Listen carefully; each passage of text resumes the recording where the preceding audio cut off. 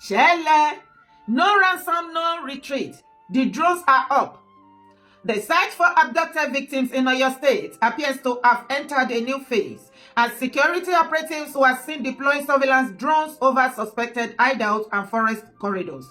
The message being sent is clear. Criminals cannot be allowed to operate freely while innocent citizens remain in captivity. Nigerians will be hoping this intensified operation leads to the safe rescue of victims and the restoration of peace in affected community. Lọ́rọ̀ kan ṣá, wọ́n jẹ́ kó yé ìwọ àti èmi nísìn wípé ọ̀rọ̀ àwọn tí wọ́n kọ́ lọ ní Ọ̀yọ́, àwọn ọmọ wa àtàwọn àwọn teachers o, wọ́n ló ti gba bòmí yọ, wọ́n ní àìmọye drone ni wọ́n ń lò báyìí káàkiri tó fi ń wá wọn. Ọ̀rọ̀ yìí ti fẹ́ máa dojúrú mọ́yàn lọ́wọ́ o, because ṣé àmọ́ yìí kó ti ń rẹ àwọn èèyàn wa, àbẹ́yìn ò notice pé ó ti ń rẹ̀ wá báyìí, ó ti ń rẹ̀ wá nǹkan tí state government ń dúró dè, nǹkan tí Ṣèyí Mákindé fẹ́ ṣe gangan nìyẹn, at the end of it ṣàríà yẹn gangan ó máa gbé fún wọn. Ẹ̀yin èèyàn mi, ẹ rí i pé ó lágbára báyìí. Mo fẹ́ pe àkíyèsí wa sí nǹkan kan ni wípé ẹ rí i pé láti ìgbà tí wọ́n ti jí àwọn èèyàn tí wọ́n jí gbé ní Ògbómọ̀ṣọ́ tí wọ́n ti jí wọn gbé, ẹ rí i pé ó ti lé ní oṣù kan báyìí pẹ̀lú ọjọ́ bíi 2 àbí 3. Now, ṣé ẹ mọ̀ wípé bí ọ̀rọ̀ yìí ṣe ń pẹ́ sí tó jẹ́ pé wọn ò tí ì rí àwọn ẹni yìí tí wọn ò tí ì rí wọn gbà jáde ní ibi tí wọ́n wà lọ́dọ̀ àwọn ajínigbé. Ẹ mọ̀ pé bọ́rọ̀ yìí ṣe ń pẹ́ sí, ọ̀rọ̀ yìí ó tún ti ń rẹ àwọn èèyàn o. Ó ti ń rẹ àwọn èèyàn báyìí, àwọn èèyàn ò fi bẹ́ẹ̀ pariwo lórí ẹ̀ mọ́. Ẹ rí i pé ó lágbára, ṣùgbọ́n ohun tá à ń gbọ́ ni wípé ìjọba sọ pé àwọn ti ń fi drone wá wọn. Ṣé ẹ mọ̀ nígbà tọ́rọ̀ yìí ṣẹlẹ̀ gangan, àwọn tó jẹ́ pé wọ́n jẹ́ kí la máa ń pè wọ́n, intelligent security àbí security intelligence là ń pè wọ́n. Nǹkan tó kọ́kọ́ ń sọ nígbà yẹn ni wípé drone should be the first thing tí wọ́n máa kọ́kọ́ lò tí irú nǹkan bẹ́ẹ̀ yẹn bá ṣẹlẹ̀, pé drone gangan ló yẹ kí wọ́n kọ́kọ́ wá láti fi wá wọn, pé lẹ́sẹ̀kẹsẹ̀ láàrin ìṣẹ́jú bíi 5 pé ó ṣeé ṣe kí wọ́n locate àwọn ẹni yìí. Ṣùgbọ́n lẹ́yìn bí oṣù kan ni a ṣẹ̀ gbọ́ sìn pé wọ́n ṣẹ̀ ń lo drone láti fi wá àwọn ẹni yìí. Lọ́wọ́lọ́wọ́ tẹ́yìn náà bá ṣàkíyèsí, ẹ rí wípé ariwo yẹn ó ti ń lọlẹ̀. Tẹ́ ẹ bá wá tún wo bí ìlú ṣe rí, ariwo tó tún wà ń ta láti àná sìn ni wípé àwọn ẹgbẹ́ olóṣèlú Accord ADC wípé kí INEC kó yọ wọ́n kúrò nínú àwọn tí lára àwọn pátì, pé kan unregister wọn, pé kan yọ wọ́n kúrò nínú àwọn pátì tó máa díje ní election tó ń bọ̀. That is pé orúkọ wọn ò ní appear rárá ìyẹn nínú ballot paper. Ṣe rí i pé ọ̀rọ̀ yẹn ní ọ̀pọ̀lọpọ̀ ni wọ́n tún ti ń bá káàkiri báyìí. Ló fà á tó fi jẹ́ pé attention àwọn èèyàn ó tún ti ń ṣí kúrò. Attention àwọn èèyàn ó ti ń ṣí kúrò lórí àwọn tí bandits tí wọ́n kó lọ. Ṣe ti rí i pé ọ̀rọ̀ Nàìjíríà káyé olórí dirí ẹ̀ mú, ká máa ṣọ́ra ká sì máa gbàdúrà, òun ni ọ̀rọ̀ Nàìjíríà lọ́wọ́ yìí o. Mo gbàdúrà fún gbogbo àwa táwọn wo fídíò yìí, àní bọ́ sákóló ajínigbé o. Wàhálà àti ìdààmú tó máa mú wa tá a fi máa bọ́ sọ́wọ́ ajínigbé, Olúwa má jẹ́ ká bá wọn rí o. Àwọn tán ti jí gbé náà, a gbàdúrà fún wọn kí Ọlọ́run kó ṣe wọ́n ní àwárí, kọ́lọ́run kó ṣe wọ́n láwárí o. Ọlọ́run nìkan la lè ké pè báyìí o. Pẹ̀lú bí ìlú ṣe rí, ẹ rí pé ọ̀rọ̀ òṣèlú ló bá àwọn olóṣèlú lọ́wọ́ yìí. Ọ̀rọ̀ òṣèlú òun ló bá ìjọba lọ́wọ́ yìí. Ọ̀rọ̀ 2027 òun níjọba ń bá kiri lọ́wọ́ yìí. Ẹ̀yin èèyàn, ẹ rí pé ògbẹ̀nù tán ohun tó yẹ kán fi ṣáájú, òun náà ṣẹ̀ wá ń fi sẹ́lẹ̀ kejì. Àwọn ajínigbé tó jẹ́ pé látìgbà tó ti jí àwọn ẹni ìgbé, wọ́n máa change ní from one location to another, àti wípé wọ́n á ti rìn jìnnà. Gẹ́gẹ́ bí àṣà àwọn ọmọ ìgboro, wọn ní ó ti lọ fáàfáà. Pẹ̀lú bọ́rọ̀ yìí ṣe rí, wọ́n ti máa mú àwọn arábìnrin yìí, àwọn ọmọ tí wọ́n jí kó àtàwọn olùkọ́, wọ́n á ti mú wọn lọ fáàfáà o. Nítorí pé ìgbà tọ́rọ̀ yẹn ṣẹlẹ̀, drone yẹn gangan ni ohun àkọ́kọ́ tó yẹ kán ti kọ́kọ́ lò. Ṣùgbọ́n sìn wọ́n ní wọ́n ṣẹ̀ lọ wá drone tí wọ́n fi ń wá àwọn ẹni yìí, àwọn ajínigbé yìí. Àwọn ajínigbé náà dẹ̀rẹ́, àwọn náà sọ̀rọ̀. Wọ́n ní no ransom no retreat no surrender náà ni pé láìsí ransom àwọn ò ṣetán láti kó àwọn ẹni ilẹ̀ ẹ̀rí pé ó gbẹnu tán. Eléyìí lágbára. Ẹ jọ̀ọ́ màá fi fídíò ilẹ̀ kí gbogbo aka tó máa wò ó lọ látọ̀dọ̀ yèyé dára. Ẹ má gbàgbé náà ẹ bá wa tẹ subscribe button tó wà nísàlẹ̀ yẹn ọ̀fọ̀ ẹni subscription ọwọ́ yín tẹ̀ fi ń bá wa tẹ subscription ní orúkọ Jésù ẹ ò ní fi gbé ọmọ sí bẹ́ẹ̀ lẹ ò ní fi gba lẹ́tà ìbànújẹ́ o.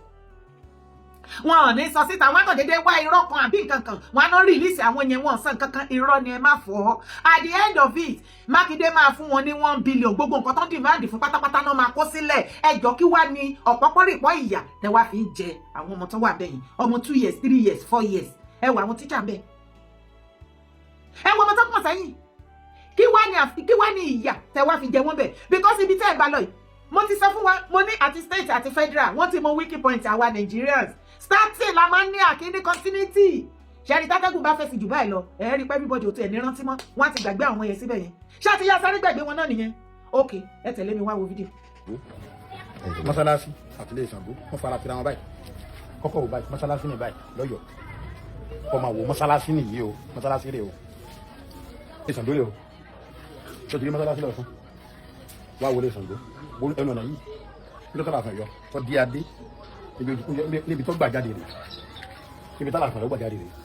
mo fẹ́ kó mú bẹ́ẹ̀ tó wá rí mọ́sálásí rè á kì í ràn jímọ̀ bẹ́ẹ̀ lónìí oníṣàngó ní jáde kò ní lùlù kò ní sìnkà kan o wọn bára wọn jà rárá wọn àdì sọ́fù wa rí bí tá a fi ń kírun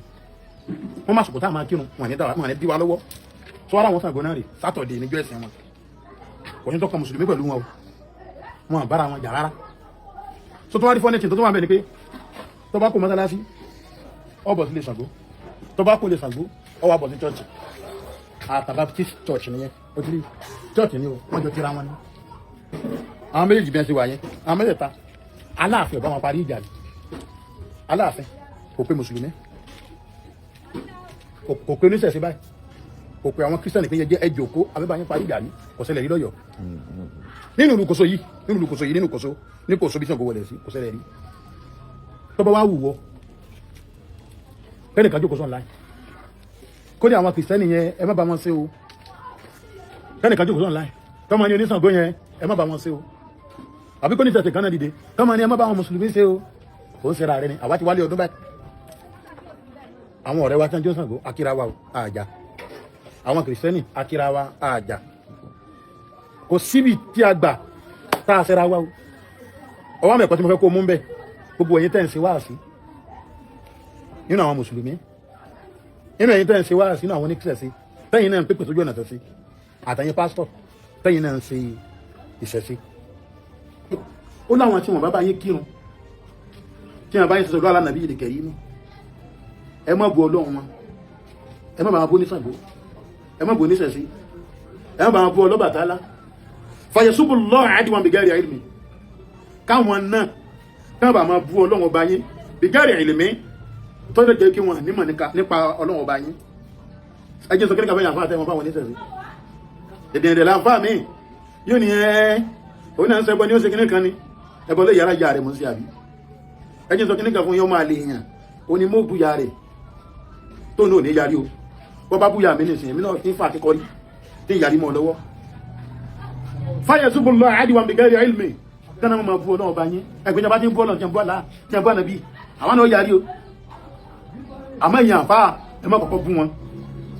kazalika zayyana likulli ummatin amalahu ẹ̀yin mùsùlùmí ẹ jẹ́ sọ kíníkà fún yín lónìí bí ní tí wá ṣe ń dùn pé bá ṣe ń kírun àríṣẹ́sí bá ní lọ́tà látù àríṣẹ́sí kùránì ti làákalẹ̀ o ó ní gbogbo ìjọpọ̀ kan oníṣẹ̀ṣe ni oní kìrìsìtẹ́nì ni ó ní sẹ́tàwọn náà bá ṣe iṣẹ́ wọn gangan tí wọ́n ṣe yẹ mọ́mọ́ sí lọ́sọ̀ fúnra wọn mọ́mọ́ pánlé ó ní ọmọ bàbàrà lójú wọn bí ìsìlámù sí bàbàrà lójú wa ó ní ṣẹ̀ṣẹ̀ ọmọ bàbàrà lójú àwọn oníṣẹ̀ṣe ó ní bíbélì ọmọ bàbàrà lójú oní bíbélì o ẹ mọ́ wá bọ́ lọ́wọ́ kán mọ́ bọ́ lọ́wọ́ bá yín o summa ila rabbihim marji'uhum fayunabbi'uhum bima kanu ya'maluna àtúníṣẹ̀ṣe àti mùsùlùmí àti kìrìsìtẹ́nì kódà àtẹni tó lóhùn sí ẹ̀sìn kankan ila rabbihim marji'uhum ọlọ́ọ̀bá tó ní ayé tó lọ́run ọ̀dọ̀ ẹ̀ lápadà sí o fọyìnà bí ohun bí máa ń káánú yá àmàlù nà àfa ojú òkú báyìí wọ́n mọ̀ ní iṣẹ́ tó ṣe rè o ọgbọ́ kìsọ́nì ojú òkú báyìí wọ́n mọ̀ ní iṣẹ́ tó ṣe rè o oníṣẹ́ tó jókòó báyìí wọ́n mọ̀ ní iṣẹ́ tó ṣe rè o home of peace láyé inú ìlú kòsó yìí ni àbára wájà ó dà jẹ́ àtúnṣọ kìnnìkan lónìí àwọn oníṣẹ́ tó pọ̀ kẹ́kìdí mùsùlùmí àrùn ọba aláwọ̀ tó fi kéwú nígbà tí ó ti já àyàn àfẹ́ ẹ̀kọ́kọ́ polongo wa náà. Ṣàngó Olúkòso ọkọ ya àkàtà yẹ́rìyẹ́rì iná lójú iná lẹ́nu dára wálé bí iná bá yọ lẹ́nu ẹ̀ gbogbo èèyàn sá fún ẹ o ṣé ń gbọ́ ṣó yé yín ṣé fídíò yẹn yé yín ṣe rí nǹkan tó ṣẹlẹ̀ nínú Ọ̀yọ́ Aláàfin wáyé ojú pàṣẹkẹrẹ bá dé ọba àtìbà wọ́n jẹ́ ká rí inú ilé ibi tí gbogbo ẹni tó bá ti jẹ ọba Aláàfin ibi tó ti máa jáde wọ́n bá ti wọ inú ilé Ṣàngó Olúkòso ọkọ ya àkàtà yẹ́rìyẹ́rì agbára pọ̀ wọ́n ní tó bá jáde ṣẹ̀bẹ̀ rí ilé Ṣàngó ọkọ ya ẹ̀dẹ̀ tó wọ mosque tó já sí wípé ẹ̀ jẹ́ kó yé wa nínú fídíò bàbá wa ẹ̀ jẹ́ kó yé wa wípé ní Ọ̀yọ́ Aláàfin o àti ṣẹṣẹ àti mùsùlùmí wọ́n gbà fúnra wọn ìkan òdì kan lọ́wọ́ ẹ tún tẹ̀síwájú ẹni tó bá dọjọ́ Jímọ̀ tó ń pèrun kò ní sọ ní ṣẹṣẹ kankan tó máa lọ bẹ̀ tó máa disturb wọn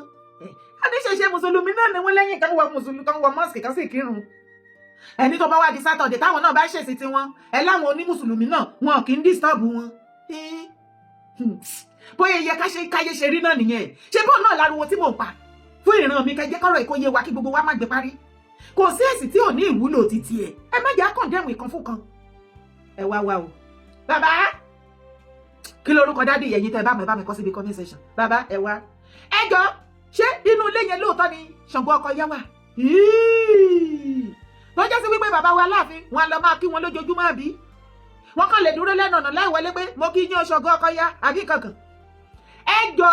ṣé Ṣàngó ọkọ yá nínú ibẹ̀ yẹn kò padà mọ̀ kò gbọ́ wípé wọ́n kó àwọn ọmọ lábẹ́ wọn ṣé Ṣàngó ọmọ yìí pé wọ́n ti kọ́ ọmọ láyọ̀ ni ẹ rọ́mọ àkọ́kọ́ lẹ́yìn ìyá tíjà ẹ rọ́mọ ọmọ 2 years 3 years tó ń sùn lẹ́lẹ́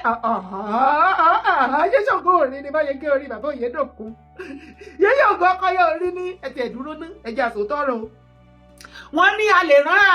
ààrẹ òpin tán sì ṣàánú àwọn ọmọ ìran Yorùbá at least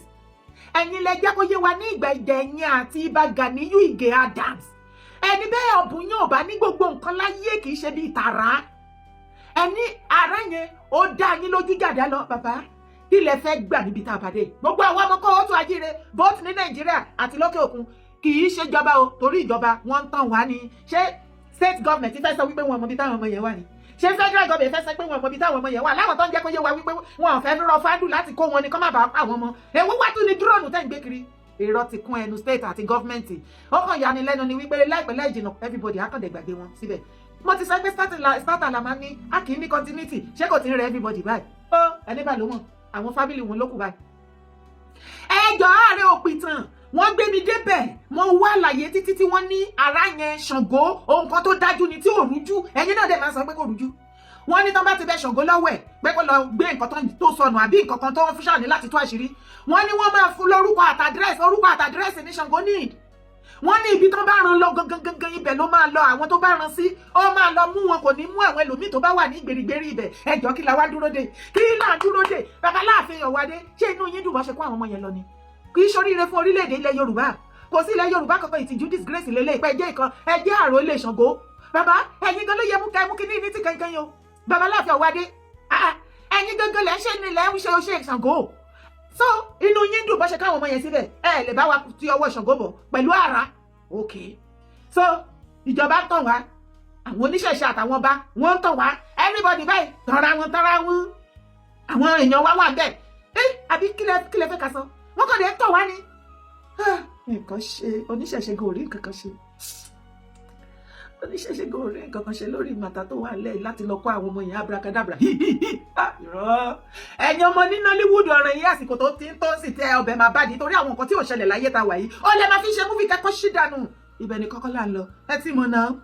Tẹ̀lé mi wá wo fídíò. So please, what is the meaning of Yoruba Fulani? Because this is a concept that I've been hearing pop up recently, especially among the people up north in Ilorin and the rest of that, where we now have the concept of Yoruba Fulani. It doesn't make any sense. On what merit does such kind of cultural subgroup exist? What convergence exists among the Fulanis and the Yorubas to establish a coalition of Yoruba Fulani? When we look at our cultural elements, when we look at our biological encoding, when we look at our geography, and if we look at particularly our history, we have nothing, absolutely nothing in common or anything that should indicate that there should be anything that will exist as Yoruba Fulani. And the reason why I think this conversation is incredibly important is because as a collective, we are under a very serious existential threat and we don't know it yet. It has been in existence for the longest of time as an ideological warfare, and especially now, it has become a war front physical warfare. And if we do not gather ourselves to identify the threats appropriately and find a measure to counter it, we are at the risk of losing every bit of our cultural heritage and becoming subjugated to a very malicious force. When we look at the current security unrest which has rocked the southwestern Nigeria where the Yoruba country lies, we might want to think it's an isolated event. For instance, the attack by Fulani bandits that has been on the news recently, and the constant terror attack that has been going on in Kwara for so long, where villages and settlements are evacuating just because of the threats to their life, we might want to think this is an isolated event, that we are so unlucky in this generation to be faced by this kind of scenarios and this kind of security issues. But in actuality, these are all circumstances that have roots in an over 300-year-old historical phenomenon. And it began with the Fulani expansionists concluding that everybody within the Yoruba country are all pagans and they want to expand their territory to this region and subjugate these people just the way they subjugate the Hausa people. And because of that, in the 19th century, shortly after they were able to bring the Hausa kingdoms to their knees, they began their expansionist movement southwards. The kind of attacks that we are currently facing today under these Fulani bandits has the same type of DNA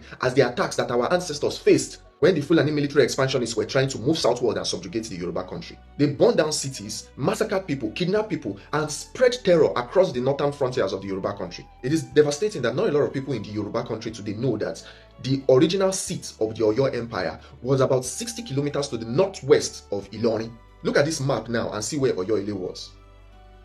It was for the constant attack that Oyo faced under the Fulanis and eventual sacking of Oyo by the Fulanis that led Oyo to move its seat of government 130 kilometers south to where it currently is now. That's why I want you all to go and read Clapperton's journal when he was moving from Oyo down to Sokoto and see how many Yoruba towns and villages he recorded has been burnt and destroyed by the Fulani militants. When you are aware of this history, nothing that is currently happening today will seem as if it just spread out of nowhere. These people have had an expansionist agenda for over 300 years, if not more. Regardless of any impediments they might have faced, it has been cemented in their minds that they must execute this expansion. They must subjugate the Yoruba country. And if they do not achieve it, they will not rest. So when people come up and say that you are Yoruba Fulani, I begin to ask myself, on what merit does such kind of cultural identification stand? What culture does the person who identifies himself as Yoruba Fulani as? What is your language? What is your religion? What is your Asha? Because in no circumstance does the Yoruba and Fulani people converge on anything. The Fulanis are mostly fanatical Muslims, while the Yorubas are primarily by virtue of their Asha, Elebo. Our mode of dressing is different. Our language is completely different. So on what merit does that sort of identification standard exist? Let's take a look at the Hausa Fulani. Ṣé ìran Yorùbá ò ní padà di àfòmọ́ tí ò ní gbòǹgbò tó jẹ́ pé gbogbo igi ló bá tán báyìí? Ibi tá à ń bá lọ yìí fún àǹfààní ẹ̀yin tẹ́ máa sọ pé ìran Yorùbá ò lè parẹ́, ìgbà mélòó ni ìran fẹ́ parẹ́? Ìgbà mélòó? Yorùbá Fúlàní tó bá yá Yorùbá Ìgbò, Yorùbá Hausa, ókè Yorùbá gangan wá dà. Yorùbá gangan wá dà nígbà tí Yorùbá Ìgbò bá ti wà, Yorùbá Hausa, Yorùbá Fúlàní, Yorùbá this, Yorùbá that. Yorùbá gangan dà. Ó ti parẹ́ nìyẹn. Complete mọ́ ni. Bí gbogbo wọn, ó dẹ̀ pé ọ̀pọ̀lọpọ̀ nǹkan wà tí kò yí àwa original ọmọkọ Yorùbá. Gbogbo nǹkan la máa applied àbòsí àti eye service. Ojú ayé ti bà tiwa jẹ́. Mo ti ń wá ìran tó ṣe eye service tó ìran Yorùbá mi tí rí wọn ní second nínú ayé. Jésù. Àbòsí tẹ̀dẹ̀ máa ń like láti ṣe àti eye service. Ojú ayé. Kán lè sọ pé nice. Òun ni ìran Yorùbá fi shrink. Ọmọ Yíbò akanyin nìkó, wọ́n bú yín, wọ́n gbé yín ré. Ebe rí wọn ní Lagos nísìn. Wọ́n ti fẹ́ ra gbogbo ilẹ̀ yín tán. Ojú gbà mí tì fún ìran tó jẹ́ original ọmọ Yorùbá. Wọ́n náà ti fẹ́ ra gbogbo ilẹ̀ yín tán nílẹ̀ Yorùbá. Ọmọ Yíbò ló sọ bẹ́ẹ̀. Ó ní nígbà tó bá yá, ẹ máa padà wá máa tú ilẹ̀ yẹn rà lọ́wọ́ àwọn òde ní ta fún yín ẹ̀dẹ̀ náà tí ìgbàlẹ̀ Yorùbá lọ́wọ́ yín àti ẹ̀wà mi lè tó máa tètè gbà nínú àwọn méjèèjì bọ̀ torí tẹ bá wo àwọn ọmọ Yíbò àti Fúlàní náà wọ́n fẹ́ ní many things in common bí ìkan ní ìkan ló máa ń wọ̀ wọ́n lójú a jẹ́ wípé Yorùbá ní koríko àwọn erin méjì ọmọ Yíbò àti Fúlàní wọ́n bá ti torí wọ́n yìí máa jà lórí ọ̀rọ̀ Yorùbá wọ́n máa jà lórí wa torí oníkálukú á fẹ́ kílèmù wa wọ́n á wá pé wa yẹ́lẹyẹ̀lẹ àwọn kan á bá Fúlàní lọ ti mọ àwọn tó máa bá Fúlàní lọ àwọn mùsùlùmí fanatiki wa ọ̀dọ̀ Fúlàní náà lọ àwọn alátẹnujẹ ọ̀lẹ àbíkọ́ òkú lábẹ́ wọn ò fẹ́ mọ bí tán ti rówó kọ́ṣà ti rówó àwọn máa tẹ̀lé Yíbò ṣé Yorùbá ṣì kù ní àwọn tó kọ àwọn Haúsá mú wọn kò ní sí Yorùbá mọ́ by that time àwa kúkú ti belong síbì kan á kúkú tẹ̀pa síbẹ̀ torí ojú ayé tí Yorùbá wálé ayé wá ṣe sí what I don't understand ṣojú ayé eye service ṣe lọ́dọ̀ Yíbò torí kí Yíbò má bàa sọ̀rọ̀ sí yín wípé tribal bigot mi yín àbí gbogbo kan lè fi ń kẹ́ wọn Fúlàní náà tún ti dé ẹ tún ti ṣojú ẹ tún ti tójú ayé bọ̀ lójú ayé wa dẹ̀ lajú kalẹ̀ báyìí tàlùbọ́ dẹ̀ fẹ́ kó wọ́ ibo ni àwa tún ti àti Fúlàní la tún ti jọra wa torí mi ò dẹ̀ sàn tí Yíbò bá bọ́ síta tó láwọn làwọn kọ́kọ́ tẹ̀lé Ìfẹ̀dó àwọn ni wọ́n ní ọdún ajé àwọn náà ni gbogbo ẹ̀ tí àwọn àgbààgbà dẹ̀ fún wọn ní support pa wọn ni àwọn fúnra lára wọn ti gbé nǹkan tó ń jẹ́ original Yorùbá wọn ti gbé dànù ṣebí Fúlàní Ìlọrin náà tún ti dé báyìí tẹ bá wọ́n pọ̀ àwọn Fúlàní Ìlọrin àgàgà wọn mọ obìnrin yẹn ẹ lọ bá wọn Yorùbá tó wà lẹ́nu wọn ó dójú original Yorùbá ọmọkọ àwọn náà máa sọ fún yín pé àwọn kì í ṣe Yorùbá o Fúlàní ni wọ́n àmú Yorùbá Fúlàní làwọn ṣẹ̀ráyé yín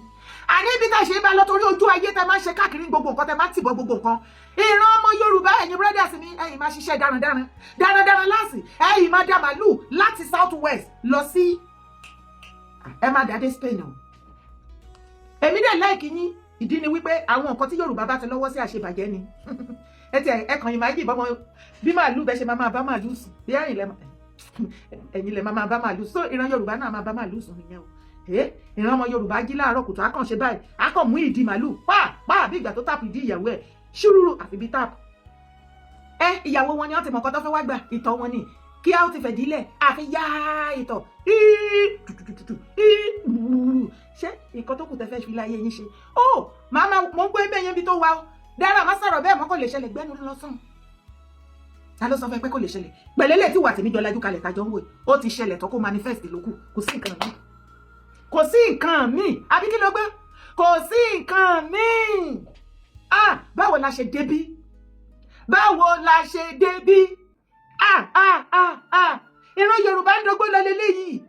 kò síbi táwa àti Fúlàní gbàjọra wa Fúlàní tún ti ń kílẹ̀mù Yorùbá mọ́ yín lọ́wọ́ ẹ̀dẹ̀ lajú kalẹ̀ àdẹ̀rẹ̀ àwọn blog àwọn ọmọ Yorùbá original kájọ dábòlẹ̀ lọ́nà àìpé láyé kò sí nǹkan tó ń jẹ́ Yorùbá Fúlàní ẹ̀ ń rí ẹ̀ ń gbójú ẹ̀ ń stroll sókè sísàlẹ̀ kò sí wàhálà ṣe àmọ́ pé irú àwọ̀ somebody like me tí mo sọ̀rọ̀ ń pa ẹ̀ ń sìn èmi ni aláìda irú èmi báyìí lẹ fẹ́ kí wọ́n rí bí aláìda ẹ̀yin báyìí ẹ fẹ́ kí wọ́n rí yín bí aláìda ẹ fẹ́ máa gùdù gbogbo ọjọ́ ní gbogbo ìgbà lọ́dọ̀ gbogbo everybody you see your life àbòsí náà pé eye service náà pé kò lérè àbájọ tọ́pọ̀lọpọ̀ ń gbàdúrà tàdúrà ò gbà tẹ́ gbàwẹ̀ tí ò gbà ojú ayé ẹ tún ṣojú ayé wọnú ẹ̀sìn ẹ tún ṣojú ayé dọ́dọ̀ Ọlọ́run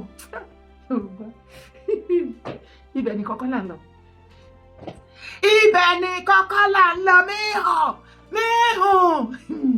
ilẹ̀kùn ti mọ́ rí yẹmí lọ́wọ́ ìwọ̀lá owó wa gbọ́ ìyá pè ẹ́ owó wa gbọ́ nǹkan ṣe gbogbo yìí tẹ̀ tí wá dáwọ́ fọ́rí yẹmí báyìí owó ti wọgbọ́ bàbá ìmọ̀lẹ̀ only one time nìkan náà gbà fún bàbá ìmọ̀lẹ̀ ní o Adeleke family wọ́n ní for just one time ní fún yín kò tún sọ́nà mí mọ́ wà ní kí ló wá dé justice for Peter Obi bí dábàá lẹ́yìn justice for Peter Obi how could you Nigeria court Nigeria judiciary how could you ẹ wá gbọ́ nǹkan tó ṣẹlẹ̀ rẹ́rẹ́ ti rún. Justice Peter Odolifu of the Federal High Court in Abuja has ordered the Independent National Electoral Commission (INEC) to immediately deregister the African Democratic Congress (ADC) Accord Party and order from participating in the 2027 general election over alleged constitutional breach. The plaintiffs argue that the affected political party failed to meet constitutional requirements related to electoral spread and performance. It contended that political parties were required to secure at least 25% of votes in prescribed election to remain relevant under the law. The judgments majorly affect former vice presidents and presidential candidate of the ADC, Atiku Abubakar, and the Osun State Governor, Ademola Adeleke, who is billed to seek re-election in the August 15 governorship election on the platform of the Accord Party. Oh, na. Ó ti dojúrú. Ìjọba ti ní kí INEC kí wọ́n ṣe kí ni kan fagilé kan disregister Accord Party, ADC àti ọ̀pọ̀lọpọ̀ nínú party. Wọ́n nítorí pé wọ́n meet requirement wọn láti lè jẹ́ kí wọ́n contest. Ẹ jọ̀ọ́, ṣé bí wọ́n ti fún mọ́ bàbá Ìmọ̀lẹ̀ ní primary ticket wọ́n ti win. Ẹ gbà mí. Àkọ́ọ̀dù Oríyọmí ṣé bówó ṣe wọgbọ́n náà lélẹ́yìn ni gbogbo Àbújá free. Àbújá àkọ́ọ̀dù yẹn gan-an ó ti ẹ̀bẹ́ta torí wọ́n ti fẹ́ ìjákùn lọ́yọ̀ state. Wọn kàn tí ìkọjú ìbò síra wọn kọ́ máa ṣe wẹ́ẹ̀tì ẹ̀kọ́ máa tàtàtà ara wọn kọ́ dáná sunlé ní ojú ló ká wọn mọ́ o. Tẹ́ ẹ bá mọ̀ nǹkan tí àwọn Ọ̀yọ́ ti sọ Accord Party di, ó ti di rádaràdà rédèrèdè. Sọ gbogbo yín ilẹ̀kùn ti mú yín lọ́wọ́. Nígbà tó dẹ̀ máa ṣe governorship election ní August July, ẹ gbà mí. Ọ̀rọ̀ yìí ti bẹ́yìn yẹ o. Ẹ̀ẹ́bà ní kíni? Ibà ni bàbá Ìmọ̀lẹ̀ Adélékè tí wàá fẹ́ join. Ṣé bàbá máa sá padà lọ sí PDP ni? Wọ́n ti lé wọn ní APC, wọ́n gbà wọn ní APC, odojo. Ṣé ráyé politics? Ṣé ẹ ti rí? Ibo gan-an ni Peter Obi fẹ́ fojú sí báyìí. Ṣé NDC wà bẹ́ẹ̀ àbí kò sí bẹ́ẹ̀? Gbogbo ẹ ti dojúrú. Ó ti di ṣaka yán yam pepper skata. Nigeria is a joke. Aláṣì máa wọ Netflix, Prime Video, orí YouTube, ó yìí máa wọ bẹ̀. Torí gbogbo nǹkan Nigeria bí eré bí àwàdà bí everything. Oníkálukú ṣàǹfọwọ́ alágbára wọn lójú ni. Ẹ wo bí tá a tó bára wa dé. Bí mo yẹn bá yín sọ̀rọ̀ NDC, ó ti dojúrú, wọ́n ti fẹ́ jákù. Aisha Lawal. Wọ́n ti bojú Aisha Lawal jẹ́. Wọ́n olóò fẹ́ become senator l'Abuja, wọn tẹ̀ jẹ́ orí primary ṣe. The same person tó múra kankan lórí Tinubu, ó ti tójú ẹ̀ nìyẹn.